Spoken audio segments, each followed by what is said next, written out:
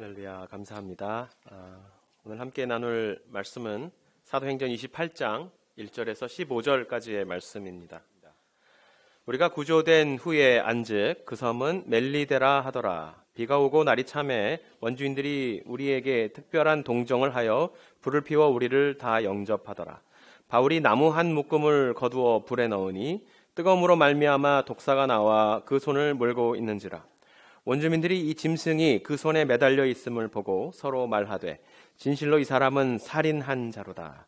바다에서는 구조를 받았으나 공의가 그를 살지 못하게 함이로다 하더니 바울이 그 짐승을 불에 떨어뜨리매 조금도 상함이 없더라.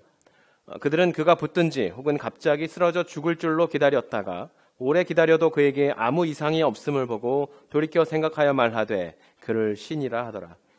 이 섬에서 가장 높은 사람 보블리오라 하는 이가 그 근처에 토지가 있는지라. 그가 우리를 영접하여 사흘이나 친절히 머물게 하더니 보블리오의 부친이 열병과 이질에 걸려 누워 있거늘 바울이 들어가서 기도하고 그에게 안수하여 낫게 하매 이러므로 섬 가운데 다른 병든 사람들이 와서 고침을 받고 후한 예로 우리를 대접하고 떠날 때에 우리 있을 것을 배에 실었더라. 석 달 후에 우리가 그 섬에서 겨울을 난 알렉산드리아 배를 타고 떠나니 그 배의 머리 장식은 디오스그로라. 수라구사에 대고 사흘을 있다가 거기서 둘러가서 레기온에 이르러 하루를 지낸 후 남풍이 일어나므로 이튿날 보디올에 이르러 거기서 형제들을 만나 그들의 청함을 받아 이레를 함께 머무니라. 그래서 우리는 이와 같이 로마로 가니라. 그곳 형제들이 우리 소식을 듣고 아비오 광장과 트레이스 타베르네까지 맞으러 오니 바울이 그들을 보고 하나님께 감사하고 담대한 마음을 얻으니라. 아멘. 할렐루야. 네, 일주일 동안 삶 가운데 참 여러 가지 일들이 있으셨겠지만 그 가운데 도우시고 붙드시고 부서지고 깨지는 마음이 있을지라도 늘 우리를 하나로 엮으시는 하나님의 귀한 사랑이 있었음을 감사하고 또 하나님께 영광을 돌립니다. 오늘은 도자기 얘기로 좀 시작해 보려고 합니다. 도자기 그러면 저는 특히 그 일본 사람들의 도자기에 대한 그 독특한 마음을 좀 얘기하고 싶습니다. 그 사람들의 도자기에 대한 일본 사람들의 그들의 역사 안에서 도자기에 대한 열정, 도자기를 귀히 여기는 마음은 정말 대단한 것 같습니다. 심지어 임진년에 그들이 한국을 조선을 침공해서 전쟁을 일으켰습니다. 그 전쟁을 우리가 임진왜란이라고 하잖아요. 그런데 일본 사람들끼리는 그 전쟁을 자완센쇼라고 부르기도 한다는 것입니다.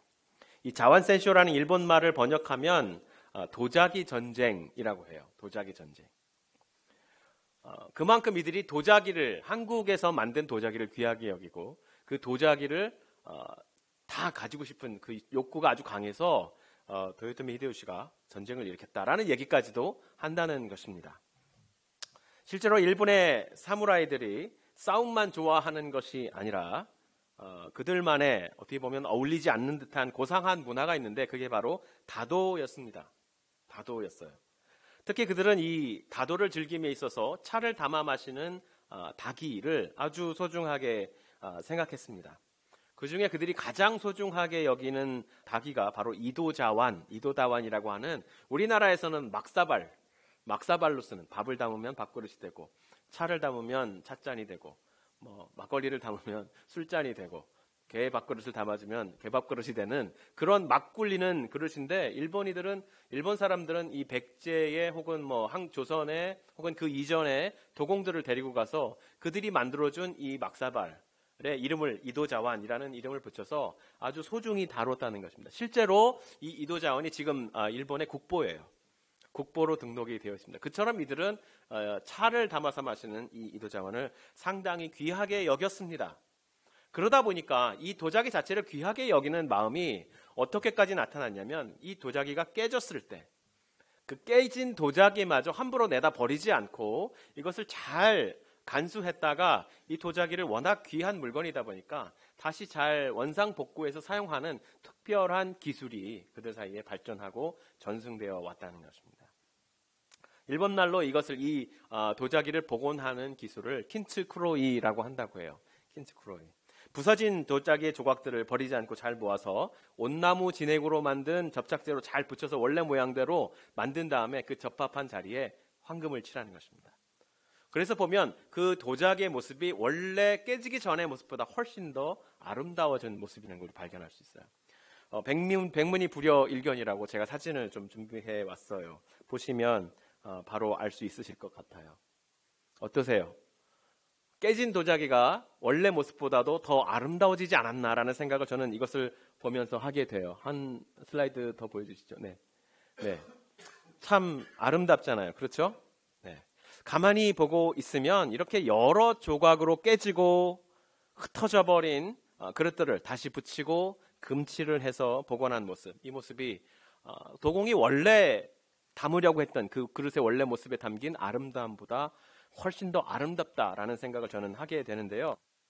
왜 그러냐면 도자기를 보면 원래 정확한 원, 완전한 대칭 이렇게 만들어져 있잖아요. 그런데 이 도자기가 만들어져 나와서 세상 속에서 경험하는 여러 가지 사건들, 그 도자기에 가해진 여러 가지 충격들, 이 도자기를 다루는 주인의 성격들, 도자기와 함께 얽힌 이야기들, 역사들, 이런 것들이 결국 도자기가 깨지게 만들고 그 깨진 면이 어떤 것과도 다른 아주 독특한 이야기를 담은 사건이 된다는 것입니다.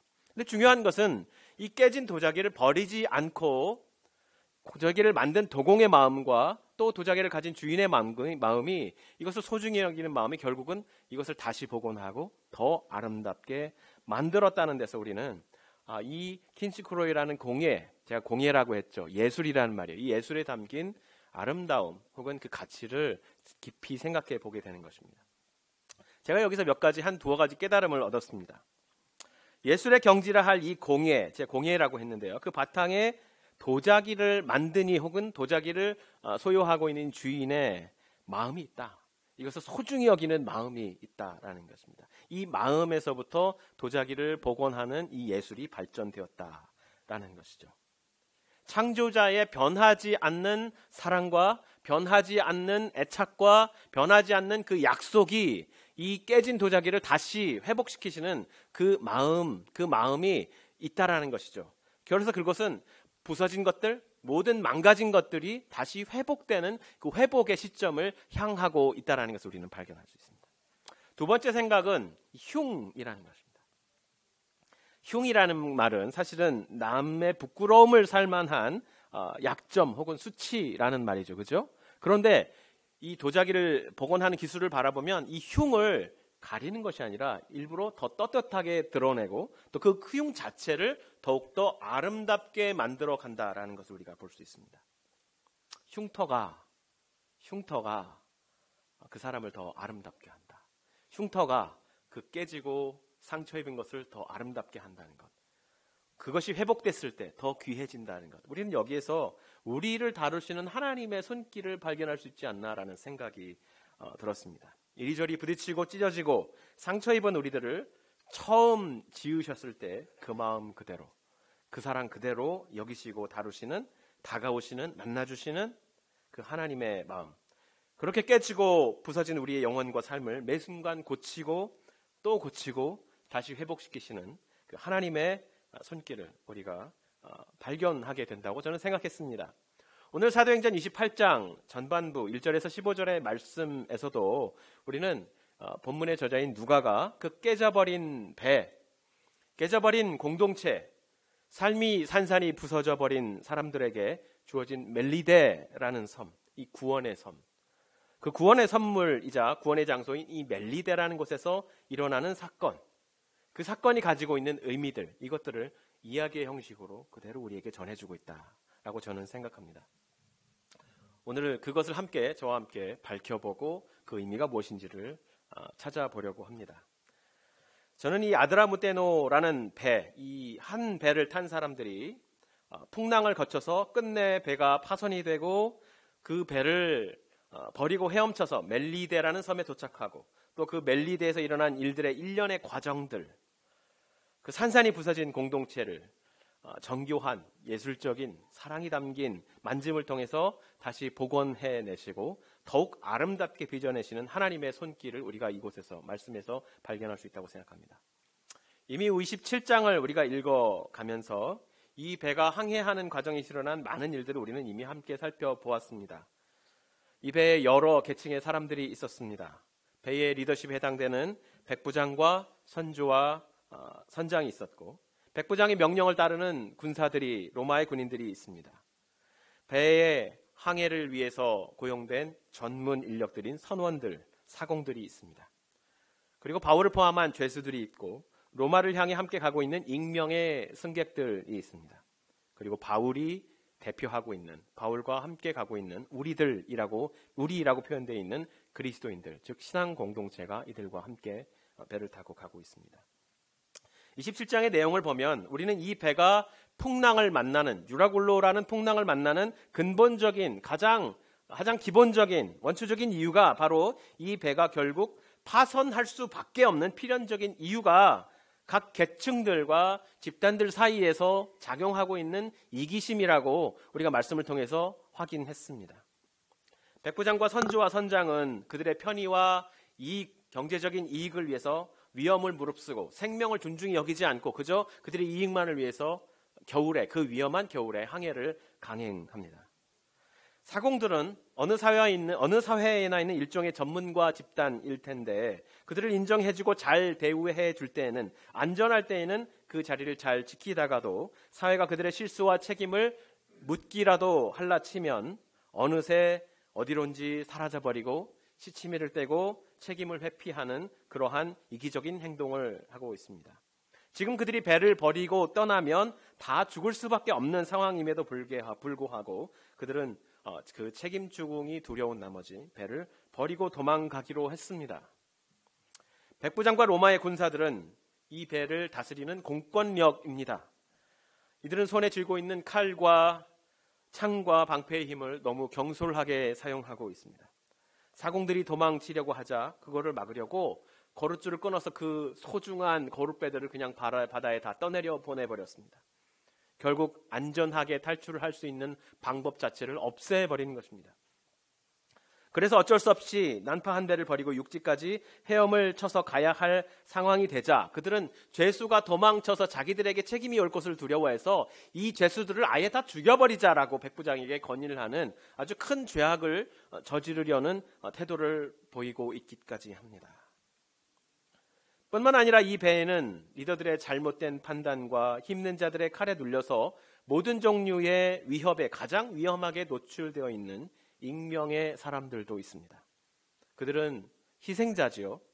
그러나 그들도 이기적이긴 마찬가지였습니다. 진실을 알려고 하지 않고 진실에 대한 건강한 질문을 하려고 하지 않습니다. 그저 주는 대로, 이끄는 대로 캐세라 세라, 이 세상 그저 즐겁게 사면 되는 거야 라고 생각하면서 살아가는 사람들입니다. 그러다가 상황이 여의치 않으면 온갖 핑계를 대고 원망을 하고 스스로를 희생자로 자체하면서 절망과 미움 속에 자기를 내던지는 가장 안타까우면서도 불쌍한 사람들입니다. 바울은 이렇게 각기 자기의 입장과 자신의 유익과 자기의 처지에 충실하게 이기적인 이 사람들과 한 배를 타고 가고 있습니다. 27장 22절에 보면요, 바울이 그들을 향해서 이렇게 말하고 있습니다. 내가 너희를 권하노니 이제는 안심하라. 너희 중 아무도 생명에는 손상이 없겠고 오직 배뿐이니라. 그렇게 각자 자신의 위험 속에서, 처한 위험 속에서 스스로의 이기적인 유익만을 위해서 살아가는 사람들, 그러나 절망과 두려움에 빠져있는, 해결할 방법이 없는 그들을 향해서 바울은 소망과 격려의 말을 해주고 있습니다. 그러나 이 말 속에서 우리가 빼놓지 말아야 하는 것, 놓치지 말아야 하는 것은 이 말씀에는 분명한 책망과 경고의 말도 있다는 것입니다. 너희의 잘못된 판단과 이기적인 생각과 행동은 결국 이 배가 부서져서 바다 밑으로 가라앉을 수밖에 없게 하고 말았다라는 분명한 지시가 있어요. 이 배는 피할 수 없이 망가질 것이다. 우리들의 이 이기적인 행동과 생각과 우리들의 서로를 배려하지 않는 이 행동, 모든 것들은 결국 이 배를 망가뜨리고, 하나님께서 우리 각자의 삶은, 생명은 구해주시겠지만 이 배는 필연적으로 부서지고 가라앉을 수밖에 없게 되어 있습니다. 이것이 바로 하나님의 책임이 아니라 당신들의 책임이다 라고 말해주고 있는 것이죠. 바로 이렇게 산산이 부서질 배와 공동체 한 가운데로 하나님께서는 바울과 그와 동행하는 신한 공동체를 지금 밀어넣고 계시는 것입니다. 오늘 우리가 함께 읽은 사도행전 28장의 내용은 이렇게 완전히 부서지고 깨진 바다로 내던져진 사람들, 그 사람들에게 그리스도인의 선포와 섬김이 이를 통해서 보여지는 하나님 나라의 모습이 무엇인지를, 그 멜리데에서 일어난 사건을 보여주고 있는 것입니다. 그렇다면 이 구원의 선물 멜리데라는 섬에서 일어난 일들을 저자인 누가는 우리에게 어떤 말씀, 어떤 메시지, 이것을 통해서 어떤 메시지를 우리에게 던져주고 있을까요? 저는 28장 전반부 내용에 두 가지 구약의 이야기가 담겨 있다고 생각해요. 그 두 개의 이야기가 어떤 모습으로 우리에게 전해지는지, 이 두 개의 이야기가 드러나지 않았지만 그 암시를 하면서 메아리치는 의 메시지를 통해서 누가가 우리에게 전해주는 말씀이 있다고 생각합니다. 첫 번째는 요나의 이야기입니다. 그리고 두 번째는 선지자 이사야가 이사야서 11장 1절에서 10절에 우리에게 예언해준 종말에 완성된 하나님의 나라의 모습입니다. 먼저 요나의 이야기에 대해서 좀 살펴보겠습니다. 파산한 배를 바다에 두고 헤엄쳐서 겨우 멜리데라는 섬에 상륙한 사람들에게 멜리데 원주민들이 극진한 대접을 해주었습니다. 먹을 것뿐만 아니라 차가운 바닷물에 젖은 몸을 녹이기 위해서 불을 펴주었습니다. 바울은 가만히 있지 않고 이들을 섬기고 함께 돕기 위해서 이곳저곳에 있는 나뭇가지들을 모아서 불에 더 넣으면서 그들을 돕고 있습니다. 그런데 그 쌓여있던 나뭇가지 속에 겨울을 나기 위해서 잔뜩 독이 오른 독사가 있을 것이라고는 전혀 생각을 못했던 것 같습니다. 가지를 불 속에 집어넣자, 여러분 뱀은 냉혈 짐승이잖아요. 열을 이기지 못합니다. 그래서 그 뱀이 불로부터 뛰쳐나와서 가지를 들고 있는 바울의 손을 물었습니다. 가지를 집어 던지고 나서 바울의 손에 물려있는 그 뱀을 보고 그 원주민들이 이렇게 표현을 합니다. 진실로 이 사람은 살인한 자로다. 바다에서는 구조를 받았으나 공의가 그를 살지 못하게 함이로다. 원주민들이 말하기를 그들은 공의가, 이 정의가 죄로 지은 바울을 이 섬까지 끝내 쫓아와서 결국은 죽음의 심판에 이르게 하고 있다라고 말하고 있어요. 바울이 무슨 죄를 저질렀길래 이 어떤 신의 공의가 이를 이 바다에까지 쫓아와서, 그리고 바다에서 도망 나와서 결국은 멜리데 섬에 이른 이 사람을 끝까지 쫓아와 죽음의 사신인 이 뱀을 보내서 죽게 하는가, 안타깝도다, 이렇게 말을 하고 있는 것이죠. 상당히 추상적이죠. 추상적이고 아주 하이 퀄리티를 가지고 있는 랭귀지를 쓰고 있어요. 정의가 이 사람을 쫓아와서 끝내 죽음의 심판을 주었다, 이렇게 말하고 있다는 것이죠. 그런데 바울은요, 누가는 이 원주민들, 우리말에는 원주민이라고 표현되어 있는데 그 헬라어를 보면 바바로이라고 쓰고 있어요. 여러분 바바리안이란 말 들어보셨죠? 야만인이란 뜻이에요. 야만인. 글을 모르는 사람들이란 뜻입니다. 교육을 받지 못하는 사람들의 뜻이고, 라틴어를 모르고 여러 가지 문화에 그다지 높은 지식을 갖고 있지 못한 사람이라는 거죠. 이들이 이렇게 추상적인 말로 표현을 했을까라고 생각하면 별로 설득력이 없는 것 같습니다. 그래서 이 정의라는 말, 이들이 정의가 바울을 쫓아와서 그에게 심판을 줬다, 이런 말 우리가 쓸 때에 이 정의란 말이 사실은 추상 명사가 아니라 사실은 고유 명사일 가능성이 훨씬 큰 것 같습니다. 뭐냐면 이 디케라는 단어인데요. 디케는 정의, justice 그런 의미예요. 그런데 이 디케라는 것은 원래 뭐냐면 그리스 로마 신화에서 정의의 여신의 이름이 디케예요. 정의의 여신의 이름이 디케입니다. 여러분 법원에 가면 눈이 가려져 있고 한쪽에는 저울을 들고 있고 한 손에는 칼을 들고 있는 여신의 모습을 보셨죠? 그 여신의 이름이 디케입니다. 그러니까 그 사람들이 뭐라고 얘기하냐면 도대체 이 바울이라는 사람은 얼마나 못된 짓을 했길래 정의의 여신인 디케가 이 바다를 쫓아와서 그를 죽이려고 풍랑을 일으키고 풍랑을 피해서 섬까지 들어오니까 결국은 섬에까지 쫓아와서 독사를 보내서 죽게 하느냐, 정말 불쌍하고 나쁜 사람이구나, 이렇게 얘기를 했다는 말입니다. 자, 이 말을 듣고 나면 여기서 누가가 이 이야기 속에 요나의 이야기를 같이 메아리치게 하고 있구나라는 것을 우리가 알 수 있습니다. 요나가 누군가요? 니느웨에 가서 그들의 죄가 가득 차서 이제 하나님께서 돌이키지 않고 너희를 심판할 것이다 라는 메시지를 전하라고 부르시고 보내신 주님의 선지자입니다. 하나님의 선지자입니다. 그러나 요나는 하나님의 사명을 저버리고 니느웨가 아닌 다시스를 향해서 배를 타고 떠나갔습니다. 하나님의 얼굴을 피해서 도망을 쳤다라고 본문이 말해주고 있어요. 요나서에서. 그런데 하나님은 우리의 노력으로 피할 수 있는 분이 아닙니다. 죄를 지은 바울을 정의의 여신 디케가 추격해 와서 끝내 독사를 보내 죽게 했다고 말하는 원주민들의 말처럼 공의의 하나님께서 자기의 사명을 저버리고 불순종하는 요나를 끝까지 쫓아가서 추격해 가셨습니다. 그가 배를 타고 다시스로 향해 갈 때에 마치 바울이 탄 아드라무테로라는 배가 유라굴로를 망라서 파선을 한 것처럼 그가 탄 배에 폭풍이 임하게 하셨습니다. 바울과 배의 일행이 바닷속으로 뛰어들었던 것처럼 요나를 풍랑을 사용해서 쫓아가신 하나님께서 결국 바다에 던지게 하셨고 물고기 뱃속에 삼키우게 하셨습니다. 그렇게 밤낮 3일을 물고기 뱃속에서 머물며 요나를 결국 니느웨가 가까운 육지에 토해내게 하셨습니다. 이것은 요나에게 다시 사명을 순종할 수 있는 기회를 허락해 주신 것이죠. 예수께서 이 땅에 계실 때에 유대인들이 몰려와서 예수님께 당신이 정말 메시아라면 증거를 보여주십시오 라고 말을 했습니다. 그때 예수님께서 그들에게 말했습니다. 너희에게 보여줄 표적이라는 것은 없다. 오직 한 가지, 요나의 표적밖에 없다. 그렇게 말씀하셨어요. 요나의 표적밖에 없다. 이 세대는 악하고 음란한 세대라 표적을 구하되 요나의 표적밖에는 보일 표적이 없나니. 그렇게 말씀해 주셨어요. 요나의 표적 무슨 의미일까요?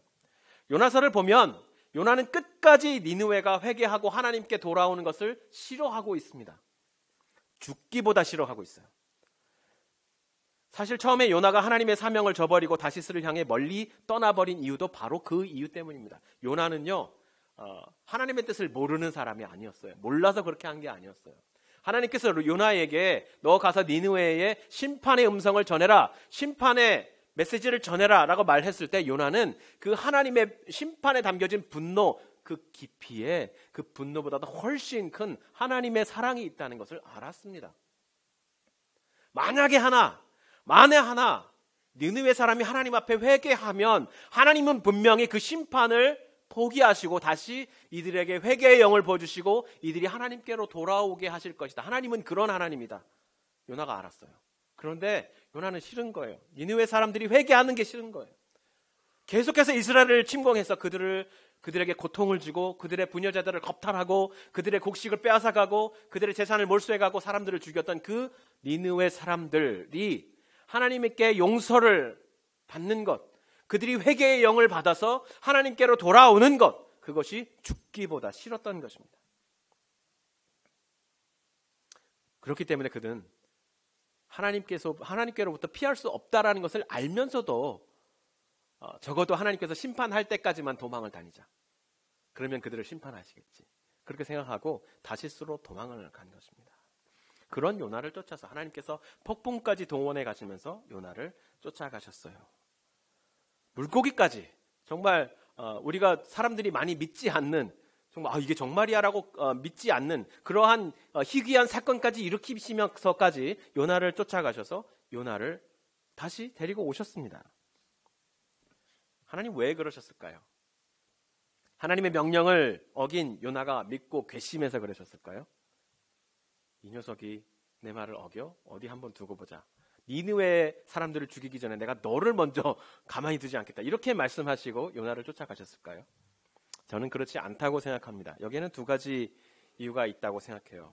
첫 번째 이유는 하나님의 심판을 받게 될 니느웨 사람들의 죽음이라는 것이 그들이 받게 될 심판이라는 것이 얼마나 고통스럽고 처절한 것인지 요나로 하여금 깨닫게 하기 위해서 그로 하여금 이 물고기 뱃속에서 3일 동안의 죽음을 경험하게 하신 것입니다.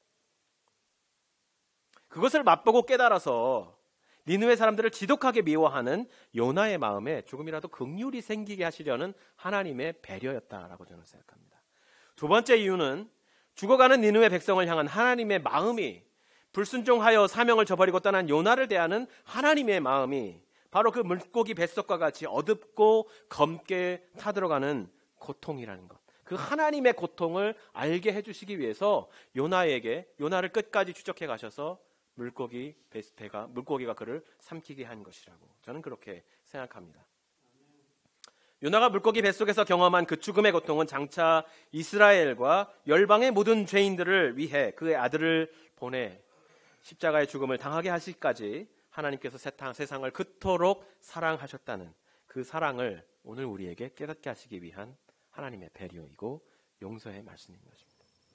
그 하나님의 아픔과 사랑의 십자가를 너도 너의 십자가를 지고 따라야 한다고 오늘 우리에게 말씀해 주시고 있는 것이죠.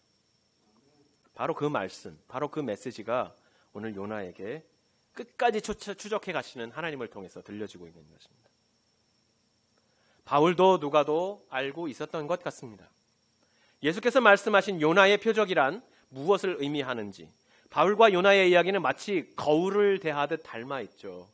거울을 대하듯 똑같아요. 딱 붙이면 정확하게 붙는 그림처럼 대칭을 이루고 있습니다. 그런데 정반대죠. 거울의 모습이 나의 반대인 것처럼 바울은 오히려 하나님 앞에 순종했는데도 불구하고 폭풍을 만나고 순종하는데도 불구하고 하나님께서 가라고 하시는 로마를 향해서 가고 있는데도 불구하고 요나와 정반대로 순종하고 있는데도 불구하고 똑같은 풍랑을 만나고 있습니다. 우리는 이 의미를 어떻게 이해해야 할까요? 바울과 그와 함께한 신앙 공동체는 결국 파선할 수밖에 없는 이기적인 욕심과 서로에 대한 적대심과 불신으로 가득 차 있어서 결국은 언젠가는 부서지고 말 그 공동체 속에 하나님께서 보내신 그 깨진 그릇을 하나로 붙여주는 아교와 같은 역할을 하게 하기 위해서 하나님께서 보내신 사명자라고 우리는 이해해야 하는 것입니다. 그 요나의 표적의 자리에 바울과 그 신앙 공동체를 보내신 것입니다. 깨진 세상 속에 아교가 되라고 보내주신 그 요나의 표적을 이해하고 순종하며 세상의 고통에 동참하는 성도와 교회를 통해서 하나님께서는 또 한 가지 일을 하시는데, 그것은 그 아교의 역할을 하는 그리스도인들을 통해서 하나님께서 반드시 이루고 마실 하나님의 나라의 모습을 보여주신다는 것입니다. 이사야 11장 1절에서 10절 말씀이 바로 여기에 또한 메아리 치고 있다고 저는 생각해요. 이새의 줄기에 한 싹이 나며 그 뿌리에서 한 가지가 나서 결실할 것이요 그의 위에 여호와의 영 곧 지혜와 총명의 영이요 모략과 재능의 영이요 지식과 여호와를 경외하는 영이 강림하시리니 장차 다윗의 자손 가운데 한 사람이 태어나 그에게 성령이 임하시고 그가 하나님의 나라를 이 땅에 도래하게 하실 것이다. 그 하나님 나라의 모습은 어떤 모습이냐? 이사야 선지자가 계속해서 예언합니다. 그때의 이리가 어린 양과 함께 살며 표범이 어린 염소와 함께 누우며 송아지와 어린 사자와 살진 짐승이 함께 있어 어린 아이에게 끌리며 젖먹는 아이가 독사의 구멍에서 장난하며 젖된 어린아이가 독사의 굴에 손을 넣을 것이다. 독사가 바울의 손을 물었지만, 그래서 그의 몸이 붓고 곧 죽게 되리라고 사람들이 생각했지만 바울에게 아무런 일도 일어나지 않았습니다. 사람들은 지금 바울을 통해서 이사야가 예언했던 마지막 날의 하나님의 나라의 모습, 그 모습이 지금 그들 사이에 비춰지게 하고 있는 것을 바라보고 있는 것입니다. 이처럼 부서지고 깨지고 망해가는 세상에 하나님 나라의 아름다움을 보여줄 수 있는 통로는 오직 그리스도인들 뿐이라고, 깨진 이 세상을 다시 모아서 아름다운 그릇으로 만들 수 있는 아말감으로, 아교로 보내주신 공동체는 오직 교회뿐이라고 하나님께서 오늘 이 말씀을 통해서 우리에게 전해주고 있는 것입니다. 바로 여기에 우리의 정체성이 있습니다. 사랑하는 성도 여러분, 이 메릴랜드에만 해도 여러분 한인교회가 부지기수로 많습니다. 저는 이곳에 온 지 이제 횟수로 3년가량 돼가는데 아직도 이 주변에 있는 교회 이름들을 다 모릅니다. 그 정도로 교회는 많이 있어요. 이렇게 수많은 교회들 사이에 우리 복음의 빛 교회가 존재해야 하는 이유가 도대체 뭘까라는 고민을 우리가 해봐야 합니다.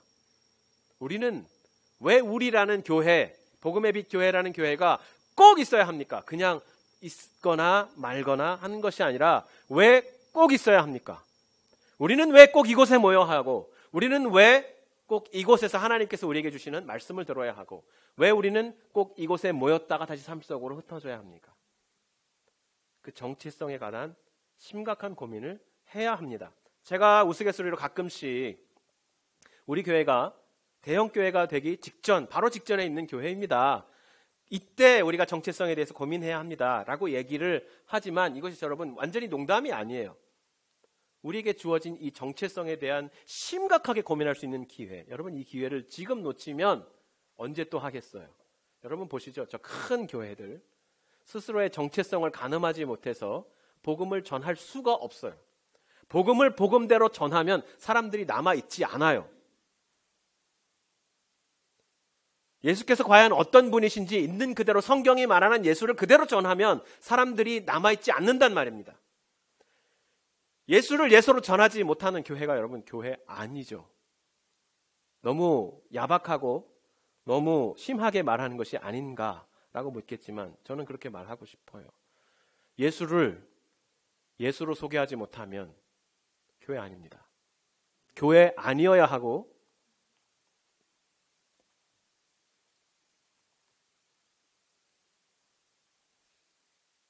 그런 복음을 전하지 말아야 합니다.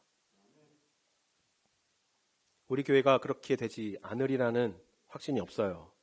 우리가 심각하게 우리의 정체성에 대해서, 복음에 대해서 고민하지 않으면 정말 복음 때문에 우리가 이곳에, 바로 이곳에 반드시 존재해야 한다는 사실을 우리가 깨닫지 않고 그것을 붙잡기 위해서 몸부림치고 울고 불고 하지 않는다면 복음의 빛 교회라는 이 귀한 이름을 우리 가슴에 달고 다닐 자격이 우리한테 없는 거예요.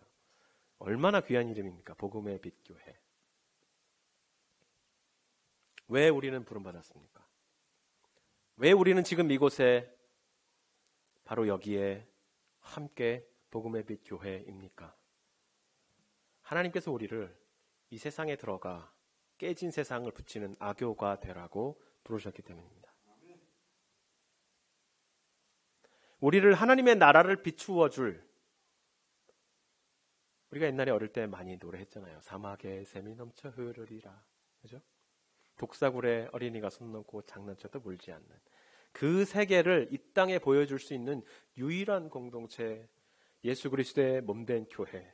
그 교회라는 사실에 우리의 마음속에 넘쳐 흐르는 감동이 있어야 합니다. 그 정체성에 우리가 사로잡혀 있어야 합니다. 우리 안에 요나의 마음이 있어요, 여러분.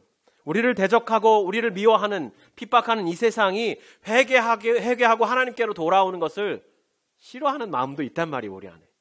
저 사람들 예수 안 믿었으면 좋겠어요. 예전에 제 아버님이 제게 고백하셨어요.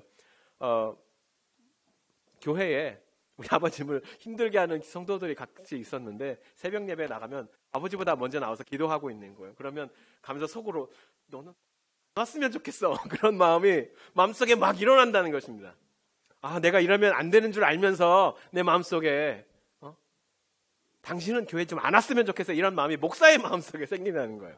우리만 다 그렇죠. 여러분, 나에게 손해를 주고 나에게 피해를 주고 내가 정말 진정한 사랑으로 다가가려고 하는데 그 사랑을 거부하는 사람들, 정말 그냥 안 보고 싶은 그런 마음들이 누구에게나 다 있는 것이죠. 그러나 그들에게 집요하게 쫓아오시는 하나님, 집요하게 쫓아오셔서 너 내 속이 어떤 줄 아니? 저 니느웨 사람들을 향한 내 마음이 어떤 줄 아니? 너 이 사명을 버리고 떠나가는 너를 향한 내 타들어가는 마음이 어떤 줄 아니? 라고 말씀하시면서 물고기 뱃속의 고통을 경험하게 하시는, 제발 내 마음 좀 알아라. 그래서 요나서는요, 사실은 니느웨 백성을 향한 책이 아니라 요나를 위한 책이에요. 요나를 위한 책이에요. 요나를 끝까지 추적해 가세요. 요나가 정말 얼마나 하나님을 거역하냐면 그렇게 심판의 메시지를 전하고 나서도 또 하나님께 거역합니다. 하나님, 내가 화를 내는 게 정말 합당하지 않습니까? 하나님, 어떻게 저 백성들을 사랑할 수가 있습니까? 하나님, unfair, it's unfair. 그런 요나에게 말씀하십니다. 네가 정말 내 마음을 아니? 제발 내 마음 좀 알아줘라 라고 호소하고 계시는 하나님의 말씀, 그게 요나서예요. 내가 수고도 아니하였고 재배도 아니하였고 하룻밤에 났다가 하룻밤에 말라버린 박넝쿨을 아꼈거늘 하물며 이 큰 성읍 니느웨에는 좌우를 분별하지 못하는 자가 12만여 명이요 가축도 많이 있나니 내가 어찌 아끼지 아니하겠느냐. 나는 하나님이다. 나는 저들을 만든 하나님이다. 요나에게 그리고 우리의 마음에 호소하시는 이 하나님의 절박한 목소리를 들어보시기 바랍니다. 깨져가는 세상에 아말감이 되고 악교가 될 이들은 오직 그리스도의 몸된 교회뿐입니다. 오직 우리를 통해서만 그들에게 하나님의 나라를, 요나의 표적을 보여줄 수 있다고 말씀하시는 그 하나님의 호소를 들어보시기 바랍니다. 그렇게 하기로 하나님이 작정하셨습니다. 여러분, 한 사람 한 사람 내가 무엇이건데 이렇게 생각하기 쉽겠지만 여러분, 그 생각 사단의 유혹입니다. 하나님은 우리 한 사람 한 사람을 바로 이 요나의 표적을 보여줄 사람으로 부르셨습니다. 그렇게 존귀하게 대하고 계십니다. 우리가 세상에서 깨져갈 때에도 우리를 그때마다 회복시키고 더 아름다운 그릇으로 만드시는 바로 그분이십니다. 그렇게 요나를 설득하듯 끝까지 불순종하는 우리를 심판하지 않으시고 다가오시고 설득하시고 십자가의 사랑으로 회복하시는 그 하나님의 음성을 마음에 품고 세상 속에서 그리스도의 빛이 되고 깨진 그릇에 아말감이 되고 악교가 되는 주님의 귀한 성도, 반드시 있어야 할 복음의 빛 교회가 되기를 예수 그리스도의 이름으로 간절히 축원합니다.